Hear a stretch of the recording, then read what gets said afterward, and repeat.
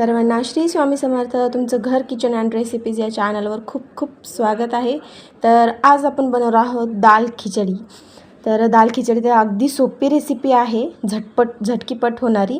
तर सर्वात पहिले सोया चंक्स टाकले मी याच्यामध्ये, कारण की आमच्या घरामध्ये सोया चंक्स मला अतिशय आवडतात. प्रत्येकाची एक चॉईस असते, तुम्हाला आवडत असेल तर तुम्ही हे टाका.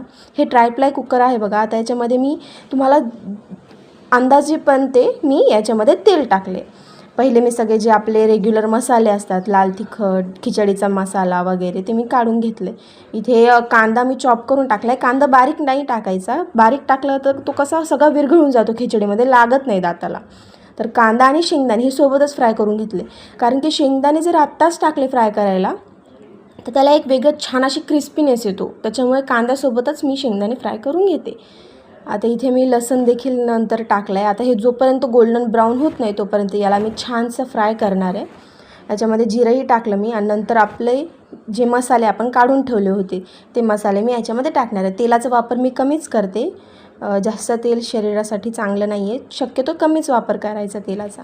त्याला मी छान असं फ्राय करून घेणार आहे, जोपर्यंत त्याला छान गोल्डन कलर येत नाही तोपर्यंत. तर आता आपले मसाले छान भाजले आहेत. आता आपण याच्यामध्ये सोया चंक्स ॲड करूयात. सोया चंक्स देखील मसाल्यामध्ये पूर्ण फ्राय करून घ्यायचे आहेत, आणि मग नंतर त्याच्यामध्ये टाकायचे पाणी. तर आता मी इथे 1 ग्लास तांदूळ घेतले, तर 1 ग्लासाला मी इथे 2 ग्लास पाणी टाकणार आहे. 2 ग्लासाचं जर प्रमाण घेतलं पाण्याचं तर तांदूळ म्हणजे जशी तुम्हाला खिचडीचं टेक्स्चर तुम्हाला जसं लागते तर तसं ते होतं. आता इथे मी डाळ खिचडी करते म्हटल्यावर मी पहिलेच तांदूळ आणि डाळ हे दोन्ही भिजून घेतले होते. इथे मी तुरीची डाळ घेतलेली आहे. पहिले 10 मिनटं याला भिजू दिलं, आणि मग नंतर याला कुकरमध्ये पाणी टाकल्याच्या नंतर याला कुकरवर लावलं. तर आता आपली झाली आहे इथे मस्त गरमागरम खिचडी. तर आता याला थंड होऊ द्या थोडंसं. थंड झाल्यानंतर बघा काय सुगंधित खिचडी, काय छान टेक्स्चर, कलर किती छान दिसते आहे.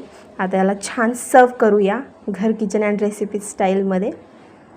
तर आपला धनु आहेच आपल्याला सांगायला की कसं झालं आहे ते. याच्यासोबत मस्त कैरी, पापड, लोणचं. तर विचारूया धनुला कसं झालं आहे. त्याला सर्वात पहिले लागतं खायला.